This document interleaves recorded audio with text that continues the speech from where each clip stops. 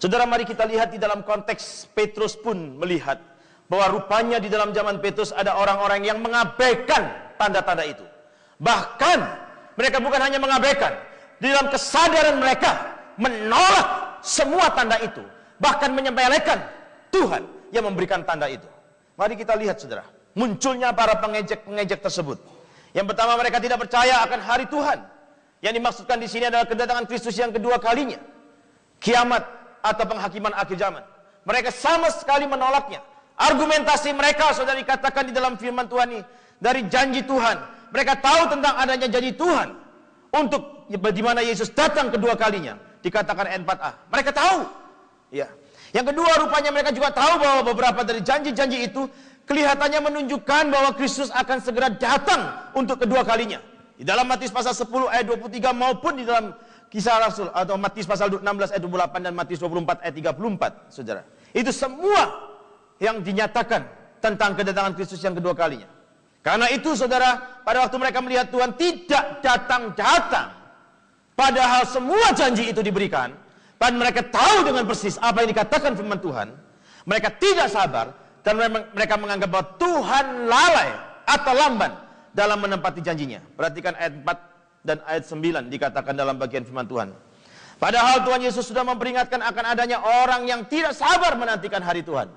Itu pun sudah dinubuatkan di dalam Lukas pasal 12 ayat 45. Di dalam, kalau kita membandingkan Yakobus pasal 5 ayat 7 maupun Ibrani pasal 10 ayat 36 sampai seterusnya. Rupa-rupanya ada orang-orang yang tahu, tetapi mereka tidak punya kesabaran untuk menanti penggenapan daripada janji tersebut. Dimana kita lihat yang berikutnya, saudara, yang kedua, argumentasi mereka.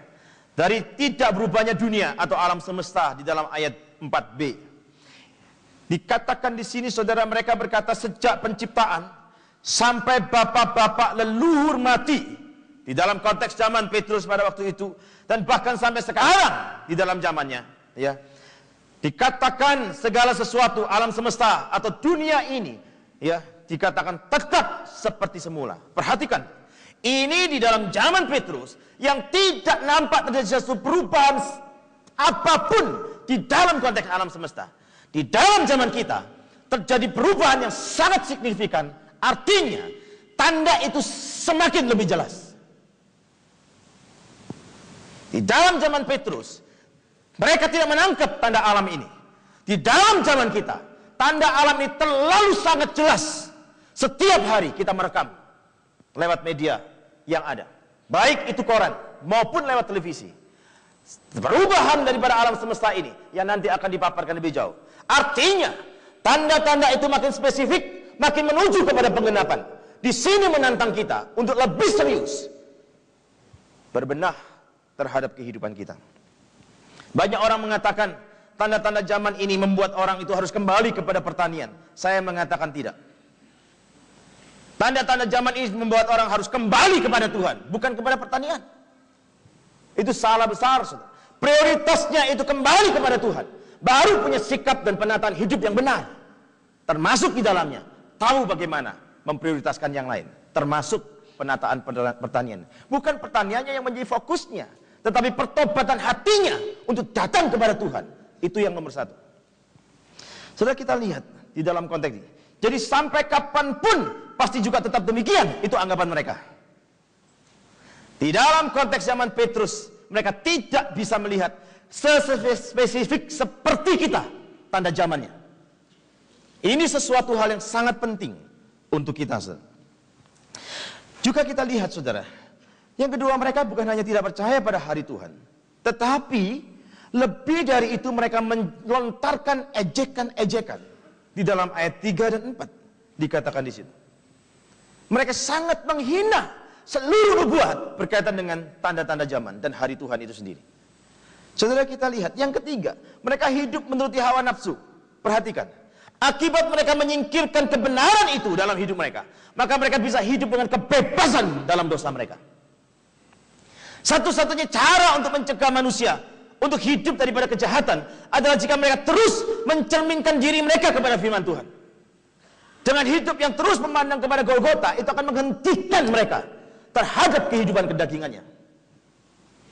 Tetapi mereka dengan sengaja dalam kesadaran yang penuh menyingkirkan seluruh konteks berkaitan dengan akhir zaman. Dengan demikian mereka punya kebebasan untuk berbuat dosa. Ketidakpercayaan mereka akan kedatangan Kristus kedua kalinya menyebabkan mereka tidak percaya pada penghakiman akhir. Kalau mereka tidak percaya kepada penghakiman akhir zaman, ini menyebabkan mereka secara bebas bisa menuruti hawa nafsu mereka.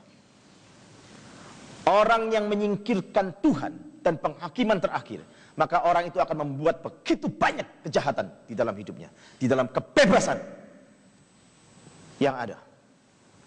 Saudara, mari kita lihat lebih jauh. Dari sini terlihat bahwa kesalahan pemikiran secara doktrinal seringkali menyebabkan hidup yang salah atau berdosa. Ya. Seorang yang bernama Michael Green, saudara, dia mengatakan demikian. Ada hubungan yang tidak bisa diputuskan antara tingkah laku dan keyakinan. Kalau orang itu punya keyakinan yang penuh kepada firman Tuhan, maka dia akan hidup di dalam penyelarasan dirinya dengan firman Tuhan. Tetapi kalau orang sudah menolak firman Tuhan di dalam hidupnya, maka secara otomatis mereka tidak punya lagi sesuatu pegangan yang menjadi ukuran norma mereka. Maka mereka menjadi diri mereka, menjadi Tuhan untuk mengaturnya.